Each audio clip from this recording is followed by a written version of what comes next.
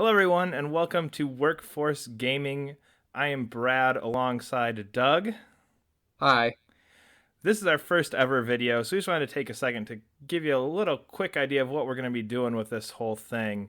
We've been doing a podcast for a while and decided to kind of try and change things up. But one of the things that we have found is there's not much video game news and reviews and opinions from people who are of more of a normal mindset, I'm gonna say, if that That's makes one hell. sense. That's a hell of a way to put that.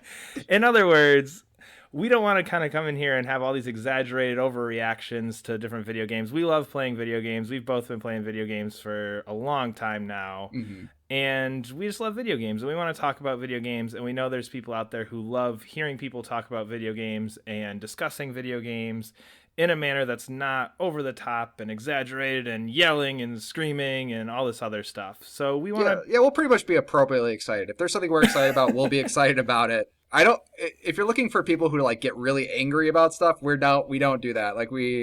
We're definitely not the people who see that the end of the world is coming all the time when anything is wrong with a game. So we just kind of like to discuss, as people with full-time jobs, people who, gaming's more of a hobby. It's not something we can dedicate our lives to anymore. We're not in high school anymore. We can't sit there and just play games for days and days on end. And we kind of feel like, there's people out there too, just like they don't have a whole lot of time for games, and we're trying to, that's sort of who we're targeting. Appropriately excited sounds exactly like something out of a staff meeting at work. We need you all That's to true. be appropriately excited for our next quarterly review. Unless we talk about Kingdom Hearts, then shit's gonna go down. But that's the general idea, so we won't spend too much more time introducing this. Hopefully you'll get to know us over the coming episodes and videos and reviews and news and whatnot. But our basic plan, since you're just listening to this for the first time, is beginning of the week, normally on Mondays, we'll be putting out a news review from the last week, and then we hope to do two or three, probably two. Three is probably a little ambitious.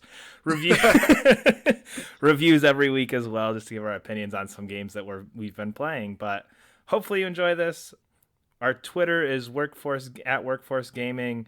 Subscribe to us. I can tell you from doing podcasts before that we love comments. We love replying to all of them. If you are one of the people who's coming with us from our old podcast, thank you for following us over here as well. But for the first time as Workforce Gaming, let's talk about some news. Woohoo! And to start us off, big news this week. Sony finally, after months and years and decades of toying with us, has announced all of their VR news, official release dates, and everything. And the PSVR is coming in at a expensive but moderately priced $399. Yeah, I think it was. I think when I think the initial reaction with Oculus and HR Vive was like, "Wow, that's expensive," and this one is like, "Okay, that seems appropriate, I guess." I don't like it. It's too expensive, but if comparatively, it's good. Yeah. I think for a long time people just like we just really had no idea. I think most people just didn't want it to be more expensive than a PS4 Yep. because really, although we're saying $399, but $399 isn't the real story. $399 is just for the VR headset. That doesn't actually include the camera that you also need. And the move controller that's going to be needed for a lot of these games and experiences, quote unquote. So realistically, I feel like they launched that. It's $399, kind of, for like the six of you who have a PlayStation camera and the three of you who still have a Move sitting around. Yeah, yeah, exactly. So realistically, it's going to be $500. So if you're tallying in your head, it's about $900 total if you don't have a PS4 and you want to jump right into PSVR. Which compared with Oculus, where Oculus is 800, right? Or is that the Vive? Oh, I don't. I'm not. I don't know. I don't know the exact prices on it. I just One know of they one were of more. them They were $200 or $300 more. One of them was I think $700 or $800, which if you figure the full price for the PSVR is 500 or 900 when you factor in the system, I mean, puts it more in line with that. But you're assuming that the people who are interested in this one are the people who already have a PS4. Yeah. I think. I think it's a decent price. I think it's really good that you don't need with computer VR, you need just a beefy setup to begin with. Like you need to be a good like a PC gamer with a pretty decent computer to get the full I would say it is clearly better that the computer based VR systems are going to just be better. Like they have higher For resolution sure. screens. They have, from all accounts, the movement options are incredible. The PSVR is going to be using Move controllers, which I'm sure are decent, but I can't imagine they're as good as the Vive controllers, which are like specifically designed for VR. The Move controllers kind of seem like, taken technology that was designed for entirely something else. Like I don't know if Move was ever entirely designed specifically for VR. It was just something that like, oh hey, we have those Move controllers, we can use them for VR. Yeah, that we invested a whole bunch of money in this. It bit us in the ass because nobody wanted it, and now we can repurpose it and save money in the long run. Yeah, no, I could see that. I It's really funny. Like I remember I was at a GameStop like a few months ago and I saw like a bunch of Move controllers for like $10 each, and I'm like, I can't imagine how much a Move controller is now. And I really am considering this because it is. I feel like it is enough. It's not a. It's a big investment, but it's not as. But if you look compared to like think about a TV, like a really good TV is what like 1,000 at least, maybe 2 grand. Yeah, somewhere between a grand and probably four, depending on how 4K curved smart you want. Yeah, yeah. So I feel like this is kind of like that. I'm getting my first HD TV, like those sort of mid-range ones, like the Vizio E series, which is the TV I have, which cost me about $500. Like, okay, I can sort of see that price, so I'm actually kind of comfortable with that price. I know that you've been kind of not against VR, but you've been kind of like meh on the whole thing. And with all the information they've been showing, like they kind of released a bunch of trailers and stuff. Are you still kind of like meh, or did any of this talk with the release date, the amount of games that are coming? There's gonna be 50 games in 2016, more than 230 developers. There's Star Wars, and I know like Star Wars gets you going on just about anything. But I mean, does any of this make you does any of this actually make you budge? Are you still kind of like, I don't know, I'll see? This does not make me move even in the least. Hmm. I don't. I don't care. I like VR as the idea of a fully immersive experience. Like I'm more curious to see how it would run with like Uncharted 4 and what having Uncharted 4 2 inches in front of my face with all of my senses in tune to that Hmm. would be more than even touching one of these like actual quote unquote VR games. It's something that doesn't interest me. I don't. It feels like the Wii motion controllers all over again. It feels like the Wii U's gamepad all over again. It feels like this technology it's here and it's great, and I'm much more curious about its applications outside of I can now spin my head to play a video game. I keep there was a good article on Kotaku a while back. Actually, not a while back. It was actually the last few days where it said like they could understand. Just to be clear, neither of us have actually tried a VR headset, which is pretty Yeah, for important for sure. this conversation. Yep. Um, and they said, and like their big point was saying, it's like you are right to be a little hesitant about VR, um, because until you try it, you can't really explain why it's so good. And one of the examples they used was Rigs. Rigs is a PSVR game that it's basically like it's kind of like Unreal Tournament if you were in giant robot mech suits, or I think I also heard it's kind of like there's also like a basketball mode, so it's kind of like Rocket League and giant mech suits. And they said you can't really appreciate the scale of it. Like there's a difference between like thinking like how we're talking. It's like oh I guess I'm gonna be sitting in this thing just kind of looking around it and I'm in a robot. But apparently how the scale works, like it feels like you're like in a robot that's 20 feet high in the air. You can feel like the heaviness of it because it kind of like it tricks your Yeah. perception and stuff like that. So I feel like as much as we actually do kind of know about this, like I feel like we still need some convincing, and I don't know how they're going to convince us without like I'm not going to drop $400-$500 right now until I try it, and I don't know how they're going to demo this for people. I feel like this has, and I don't remember what gaming system does, and I feel like most of them do at some point. They do like a Best Buy tour where you stick it Mm-hmm. out at Best Buy, and there's a half-hour line, and they've got four of them set up, and it's this Saturday at the Best Buy in Detroit. You can come try out PlayStation VR for 10 minutes at a time, and I feel like that's what they're gonna have to do. Because I will tell you, they can say whatever they want about this. I will not be buying one until I try it because four hundred Yeah. dollars is a lot. If you think about like the Move experiment or even like the Wii U with the gamepad or the DS with two screens, all these experiments that I feel like Nintendo's really known for, Mm-hmm. they're reasonably priced. Yeah. You know, a Wii cost half the price of this, and you got a full gaming system with this that you knew was going to be supported for years and years. Yeah. Yeah. With Yeah. Move controllers, they were $50. This is a $400 investment that you're making with this, and just to me, that's too much for something that, looking at it, doesn't look like my thing to begin with. Yeah, and just because Sony has a history, because with the Move and other weird experiments they've done, they do have a habit of just sort of Wonderbook. drop. Yeah, Wonder. Yeah, that's good. That's a perfect example. Wonderbook, Vita's a good one. They still sort of support Vita. I love my Vita. I I don't know. Like I am hesitant, but I think because they're expecting us to invest in it. I think Shuhei Yoshida actually made a point. Like we're all in this together. Like I think they actually didn't invest quite a bit of money in this. I think a lot of the times, like Move controllers especially, were sort of like a behind closed door test thing that they're like, hey, this is actually we could probably get this consumer ready with like a few more months or a few more Yeah. years of development. But this is like game changing. Like, they said many times before that they're actually going to be treating this as a whole new system. But I don't. If it means that it's now a whole new system, does this mean that we want them to invest in VR, but at the same time we also like, well, what does that mean for the games that are coming to PS4? Does that mean you're going to start moving away from those games and not investing so heavily in those? So we can't have like Uncharted. I'm not saying Uncharted 5, but I'm saying like whatever new IP that has like these amazing graphics, like showstopper ones. Is that now going to be the amount of assets that could have gone to that can be split between a new VR game or 10 new VR games, or like they're saying that there's going to be like a ridiculous amount of like what? How many VR games are coming out? 50 by the end of the year. Yeah, so like if they're saying they're going to bring out 50 VR games, like there is a part of me that's just like, what about their other games? You guys, they have like a lot of studios to support. But see, a part of me just starts to think like 50 games, like that's where you get, I mean, what is it, PSVR Worlds? That's like, there's 8 games in here, you know what I mean? Yeah. Like, how much of it is that weird counting? And like, well, Res, we have like classic Res and we have new Res and, the new Res game. So, there's always that kind of weird stuff. But I don't know. I really feel like it's something I'm not going to be interested in until I try it. I could be completely wrong. I could put it on and blows my mind. But until I get that opportunity, I'm staying away. Okay. Yeah. I do agree. I think I'm just really hope that they do set out some sort of kiosk so people can try it. Yeah. In addition to all their VR news at their new conference or at their news conference for GDC, right? Yep. Got my abbreviations right.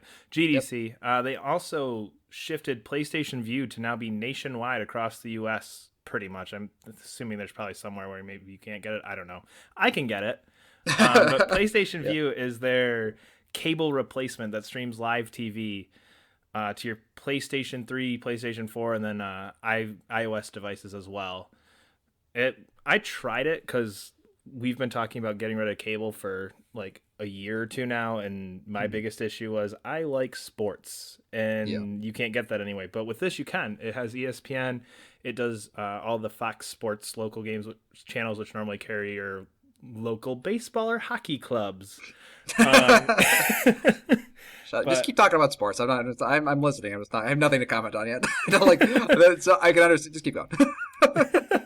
But the way this works is it was really quick. I set it up in about 3 minutes, and I had ESPN going on my TV. So it's a quick, easy setup. It comes in 3 tiers, so you can get $30, which is just your basic like 30 channel package. $35, I want to say, was like 70 channels, and then for $45 you get like a couple movie channels thrown in there and everything. And comparatively to my Comcast, it is a much better deal. But the weird thing with it is you don't necessarily get locals. Like I don't get any local channels through it. Yeah, that was super weird. And like they like CBS or something was like on demand. Like they had like ABC and stuff, but like the local channels seem to be on demand rather than actual live TV. The major networks, it's Fox, NBC, and ABC. CBS doesn't have a deal with them, so they're not on it at all from the sound of it. Or at least they're not on mine at all. Those 3 function as just on demand, just like they do on a cable box. But what they've came out and said is that in bigger markets, I guess those are already there, like the live local channels, just like you'd normally have, are there. But because they just rolled this out nationwide, it sounds like it's like a coming as they go, slowly adding in type of thing. So I don't know. It works really well. It's incredibly smooth. The DVR options is great. Just, I went and saved the Daily Show really quick, and all of a sudden, like right there and on the top of my screen, it pops up. Here's all the on-demand episodes. Here's the next times it's airing. It flies through. It moves about 10 times faster than my cable box. It's awesome, really. Are you sitting there looking at that? Because like there's 3 I never had cable. I never will have cable. It's just I think if you grew up with cable, you just kind of expect to have it later in life. But if you never had cable, there's no like real demand for it. I can see a lot of people who are like, oh, I spend I don't know how much you spend on your cable bill, but if you spend like say $70 or $80 a month, you're like, oh, now it's only $30. But to me, it's like going from 0 to 30 doesn't quite make sense. But my question is, did you just get the basic package? Like I don't know if you have like super cable network. So are you like, is $30 enough for you, or do you need to get like because you're talking sports, and when I was looking at the sort of like which tier offered what, are you still thinking about getting that $50 tier or the $30 one? Like, oh, that's good enough for me. Because they're offering a 7-day free trial, I went with the most expensive one, of course. So even insane, yeah, but that's what I'm saying. Like they got you, like they hooked you, but you're gonna lose like half those channels when you I like would literally half those channels. Yeah, I would probably end up going with the 35. I think the $35 option had like Fox Sports Detroit and ESPN, which was really the only TV channels that I watch outside of the the basic ones that you would normally think of. So I would end up going with that one if I did get it, but I don't know. It's one of those things where I want to play around with it. It's the same thing with VR. It's live streaming television through your internet instead of a cable box, where it's like that. I like the sound of that, but how well is this going to work? Yeah, because YouTube can be like kind of shoddy sometimes, just in general, and like just like any streaming service, like Netflix is sometimes shoddy, and I was like, but I don't know if cable's like that in general too. So, but I just don't know. I have no experience with cable except when I go to hotels or friends' houses. Cable does not work like that. Cable works well 99.9% of the time. And was it, I mean, for like the 3 or 4 days you've actually had PlayStation View, then has it been working 99% of the time? Or yeah, for sure. Oddly enough, it works fantastic, like flawlessly on my PS4. Runs a little slow at times on my PS3, but that's also further from my router, so I don't know if that's an issue or if it's just PS3 hardware being a little bit further behind. But no, I have heard that the View doesn't work so well on PlayStation 3 just in general. So, but yeah, curious to see what that ends up being and see what Sony can kind of do with that going forward, because that could be a huge thing for them. And I know that was one of the Xbox One's selling point, was that it had, I think it's called Sling TV, which is the same general idea on the Xbox One. Yeah, and I've heard they're actually pretty comparable if you set them next side by side. I think View might actually have a little bit more, but I mean, it all depends like what you're looking for in cable. So like yeah, they're I'm sure online, like I just can't wait for like when the next thing, like there's gonna be Slingbox, PlayStation View, and whatever's next, and there's gonna have like a table of all the channels you can and can't get or something like that. So I'm really curious how it all kind of pans out. It does make me worried though, because I like PlayStation games. Like I don't. This is sort of like that kind of, I don't know, moving into VR, like splitting into VR and View, and like I don't know what else they're going into.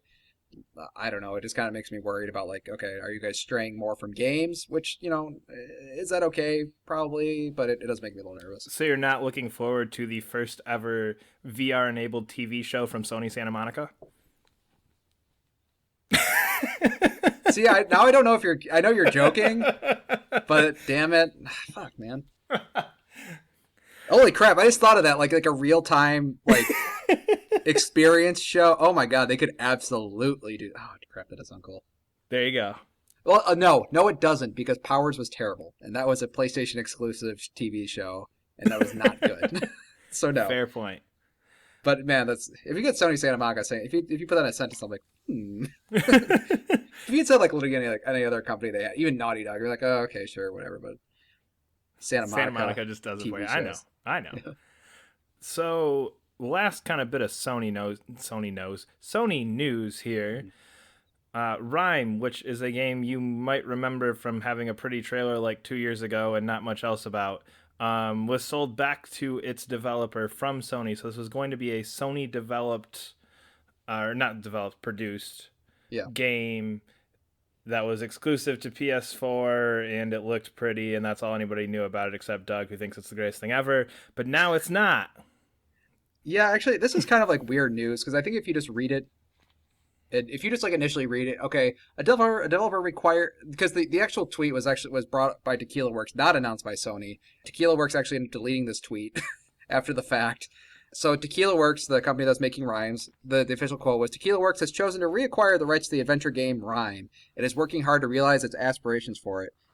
This game has a lot of weird rumors floating around it forever. The completely confirmed one is that the creative director, the guy who basically all the art that was shown in those early trailers, the guy who made all of that, he quit maybe a year and a half ago.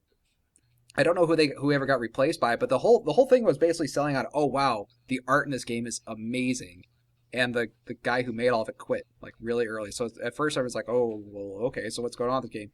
And then we heard nothing, and the only rumblings that had come out that it wasn't just not a very good game. And this kind of confirms those rumors. Sony doesn't necessarily just, or just any company, you're not going to just, if they've invested 2 years of development time, aren't just readily going to drop a thing. They're going to like, try to give them not necessarily enough time, but they want to see that their return on their investment. So the fact that Tequila Works actually ended up buying this back and Sony decided to drop them is kind of really telling for the quality of the game thus far. And there's been some weird rumors too, like the trailer might have actually been faked, that it wasn't actually real time. I mean, it was like definitely done like in engine, but it wasn't anybody actually playing it, and they kind of try to fake it to look like that. I mean, that's rumor stuff, but just because we've seen nothing of this game, it sounds like, because it's a story that's been told before where they'll show you like a slice of the game. Like Watch Dogs is a good example. That was the gameplay they had at that point, is that vertical slice gameplay. Vertical slice is basically when they have like a good 5 to 10 minutes of a game, or at least a tone of the game that they want to create, but that 10 minutes can be kind of fake, but it's just like, it just kind of gives them an idea. It's a previs of what they want to do. And that was kind of what was going on with Ryan, that it might have just been a previs the entire time and they never really had anything to go on. So, kind of sucks. I was super excited about the game. Pretty much bought a PS4 for that game. And now you realize, like the rest of us, that nobody cares about a pre-trailer. Shut up. Dude, anything that looks even like a hint like Journey is going to have my interest peaked. And then it's like, like I mentioned, Miyazaki, they were hitting a lot of the right buttons. And, yeah. Anyway, to games that are happening and are probably going to be good, Hellblade has a new trailer, which you may remember as the Ninja Theory game, who are the guys who did the DMC reboot game, and I believe did they do Heavenly Sword? They did Heavenly Sword. Hellblade is like, haha, get it? It's like Heavenly Sword. It's like the opposite. Yep. But yeah, so they had a new trailer. This was a weird trailer for this game because I feel like we haven't seen a whole lot from it. And it was a very story-centric character trailer for it, where you have no indication of what this game is other than the main character is crazy. Because basically the trailer has a main character watching this tree burn while there are people hanging from it, while this like demonic voice is taunting her. It's actually pretty cool. They've shown off a little bit of the game. They've been doing like sort of developer diaries forever on it. There's about 20 developer diaries for it. But this is the first time I think we've actually seen it. Like, okay, it's running an engine. It kind of looks like an actual game. Yeah. The trailer itself, like the trailer taken by itself, I thought it looked kind of awesome. Like I was like, oh, it looks interesting. It definitely grabbed me because I love the world of games, and I think the world just seems interesting, and like a character, and they've said in developer diaries like the character has schizophrenia. It's not some sort of like ooga booga psychology. It's like, no, she's like actually schizophrenic. It's like, oh, which is a cool way to approach something that I don't feel like is done very often. So I'm interested in it. I'm curious to see what it is. I do like Ninja Theory's game because they did Enslaved too, right? They did. And I love Enslaved, and I loved the new DMC, so I'm actually really excited for this game. And then immediately it does 100 people. It's like, click, pause, close. Oh. No, I like those games. I actually do like those games. It was a good first 20 minutes of this thing. So good job. Let's retire. No, I really do like. I actually do like the new DM. I actually, as a big Devil May Cry fan, I did appreciate the new Devil May Cry. Yeah, so I'm curious, and they always have really good art in their games, and that's pretty much all I care about. So yeah, for sure. Our next thing is Oddworld. Doug talk. So Brad doesn't know anything about Oddworld. Nope. I like Oddworld. I am a casual. I played Odyssey and Exodus as a kid, and because our family only bought PlayStation consoles, not because pretty much just because of the backwards compatibility, and that was about it. I pretty much stopped there. And then recently I got the new and tasty, which is the HD remake of the original of Abe's Odyssey, and that game was excellent. If you haven't played Abe's New and Tasty and you don't really know what Oddworld is, Abe's New and Tasty gives you a really good idea of what the Abe's Odyssey world is. Abe is just a very small part of this kind of universe of games they've created. Abe is not the main character. There's Abe, Munch, the Stranger, and it's kind of cool that they sort of like, these games aren't afraid. They kind of tell these small stories throughout the world. So I love that series. I think it's a really cool. I think it's got a really cool world. It's got some really interesting characters, some really interesting themes. But anyway, the actual news is, after New and Tasty, they've announced their new game called Oddworld Soulstorm. And Oddworld Soulstorm, for all intents and purposes, sounds like a remake of Exodus, but not in the same way that New and Tasty was a remake of Abe's Odyssey. New and Tasty was kind of like a straight remake. It was all 3D models. The the puzzles were very similar, the gameplay was very similar, the tone was very similar. They basically just remade the cinematics one to one. So think of it kind of like that. What's that new Gears game that came out? The Gears of War Ultimate Edition. Ultimate Edition. Yeah, so it's basically like that for Odyssey. Like they updated a lot of things, but it's essentially the same game. This one looks like a retelling of Exodus in kind of a weird way that I'm not totally sure about. Some of the things, if you actually go on the website, they make it seem like a really weird, dark reboot. Like this is something I feel like, you remember like when Prince of Persia was doing, like, what year was that? Like maybe 2002, 2003 when Grand Theft Auto came out and everybody had to go badass all of a sudden. Oh yeah, and you had like the nice Prince of Persia Sands of Time, like Prince just climbing the wall, and then what was it? I don't remember, Warrior Within, where he's just like dark and moody with two swords like glaring at you on the box. Yeah, and it had like some like sort of like spine looking, and like the girl like some spine whip thing. And Yep. yeah, and then and like Jack and Daxter kind of went with Jack too, and this is kind of weird because they're kind of doing that. This is like literally taken directly from the Oddworld Soulstorm announcement. Witness Abe's horrifying conflict with a terrifying new machination, a fresh narrative, a complete story retake inspired by our original tale, a big visual and cinematic leap aiming to break new ground for Oddworld Intelligent, new mechanics, twist new devices, blah blah blah blah. A dark parable that tells an epic tale of volatile society pushed to its limits. Abe as you've never seen him before, ravaged, desperate, and hopelessly unprepared, with 300 hungry mouths to lead across a brutal landscape of nasty surprises. Okay, I've played a lot of the Abe's games. That tone is not Abe games. Abe games are kind of, they're dark, they're definitely dark, but they're very dark and humorous, and that seems to like just suck all the humor out of Oddworld. I don't know. I mean, I'm kind of excited for it because I really like New and Tasty, but the fact that it's this weird, dark retelling of it, and the fact that it's not even made by the New and Tasty developers. Just Add Water is the guys who did New and Tasty, and their name is not on this project as far as I know. So, I don't know. As an Oddworld fan, I'm hesitant. Are you ever going to pick up New and Tasty? Like, is there anything that interests you in the Abe series or no? Not really. Nothing? Like I'm surprised because I thought the world at least would be interesting to you. Yeah, I don't know. It's one of those things. I played Stranger's Wrath for like 2 hours, got bored, and never bothered playing another one. Oh, that's a shame. You should get New and Tasty. It's a New cool and enough Tasty. world. It's got some interesting mechanics. It's kind of like Pikmin with farts. Yeah, I have it. I just haven't played it. Well, you have to, what the hell, man? Go play that game. It was a plus game, I think. I think it was a plus game. It was a plus game. That's how I played it. Now I think about it. Yeah, it was a plus game. So I have it somewhere. I don't know if it's downloaded, but I have it. You should absolutely go play that game. Not gonna happen. So Microsoft.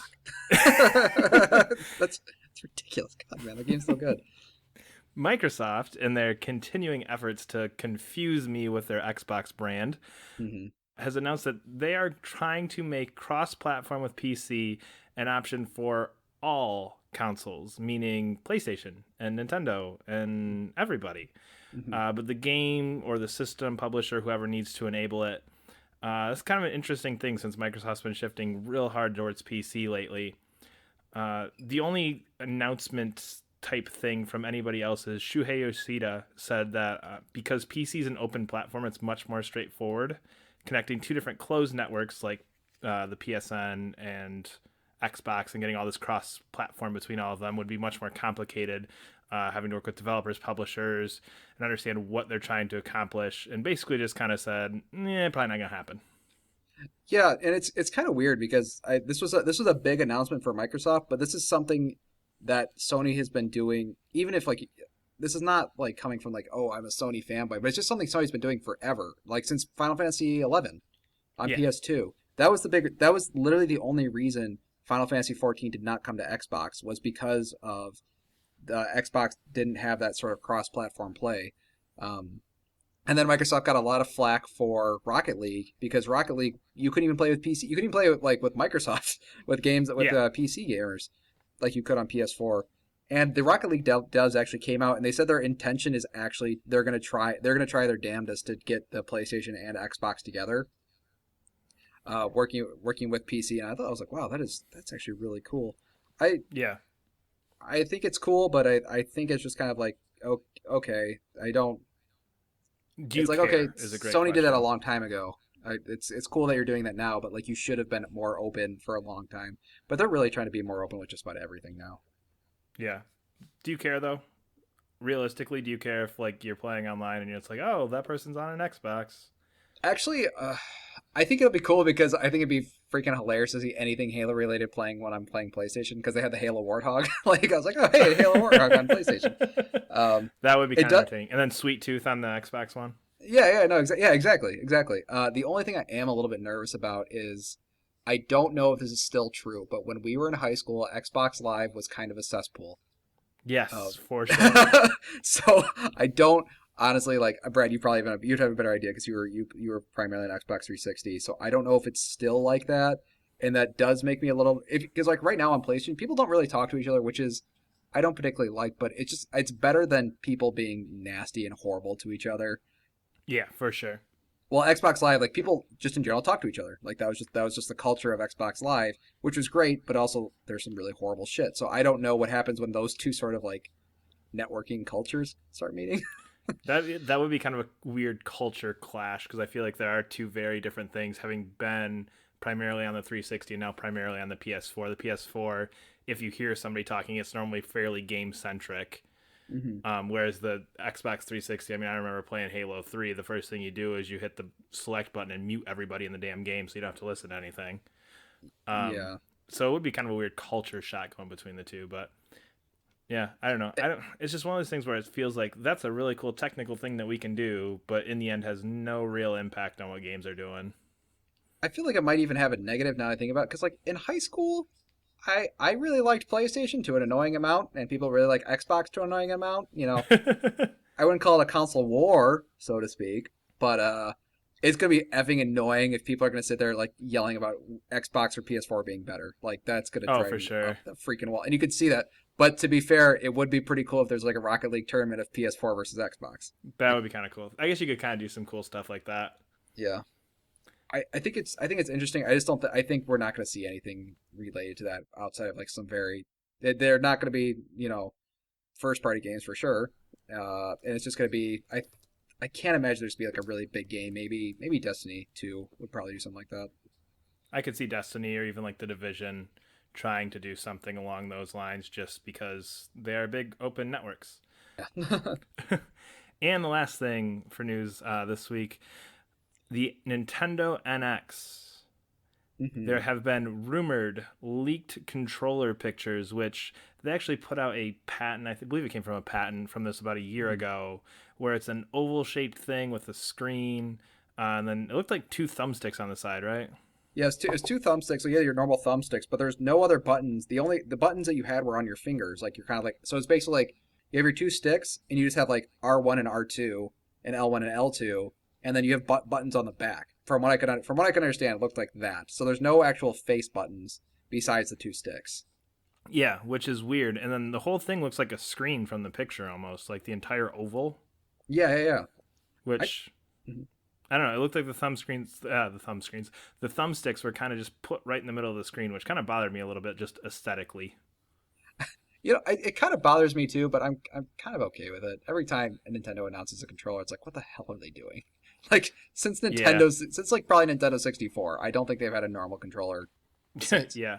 Uh, I mean, the gamepad was kind of normal. They just stuck a screen in the middle of it. Oh, the Wii U gamepad, yeah, but that's what I'm saying. Like it's a normal controller, except for that giant screen in it. You have a Wii U, so are you excited about like that they're keeping the screen? No, I think in my mind for what I'm picturing the NX being, with all the other rumored details that have come out about it, with it just being like a plug and play thing and wireless transfers to TVs and things like that. Some of the other rumors that have been out there, I know that it has to be something like this. I don't really care. I can tell you I use the screen on my gamepad very very rarely. Yeah. I just finished up Bayonetta 2 a couple weeks ago. I never touched the screen. I'm playing Donkey Kong Tropical Freeze right now, and they turn off the screen if you pick to play on the television. It doesn't even do anything on the screen at all. Oh, So okay. Yeah. it's kind of one of those like, oh, that's a nifty little feature, but nah, it doesn't really do much. Yeah. Even for Splatoon and stuff. Splatoon is nice because it gives you a map. So Splatoon is one of the few games I think that used it. Zombie U, when that first came out, which was a release title, that did some interesting things just with inventory management and stuff like that. The games that essentially just works as opposed to clearing up your HUD. All that stuff that would normally be on your HUD is now in your hands, essentially. hmm I think that's the one advantage of it is just cleaning up the UI, making everything look smoother and tighter on the screen because you can put all that extra junk on your controller. And I love that. I love that idea because I think that like a lot of UIs, we play a little bit of Track Mania this week, and the UI is so damn distracting. Yeah, Um, for sure. so I think it's I love clean UI. So that actually has me kind of excited. I don't know. They're doing something weird again, which I'm a little happy about because Nintendo with the NX like, oh, we're gonna it's gonna be like a normal game system sort of thing. Nah, not really. No, it's not. You're Nintendo. You don't do normal. They don't do normal, which is fine. It's cool. I hope that I don't care if they do weird. I just hope that the games and the networking and stuff is all sort of at least aligned to the expectations of today. For sure. All right. Well, this has been the first ever anything for Workforce Gaming. Mm-hmm. Thank you guys for listening. Like we said, we will be back hopefully a few times every week. Our goal is 2 to 3 every week. Thank you for listening. You can follow us on Twitter. We are at Workforce Gaming there. Subscribe to us here on YouTube. Our goal is to have all kinds of good stuff up here. Let us know what you think about this. Leave us a comment. This is the first one, so things can still change. But leave us some comments, and we would love to hear from all of you. Thank you for listening, and we will see you later. Bye.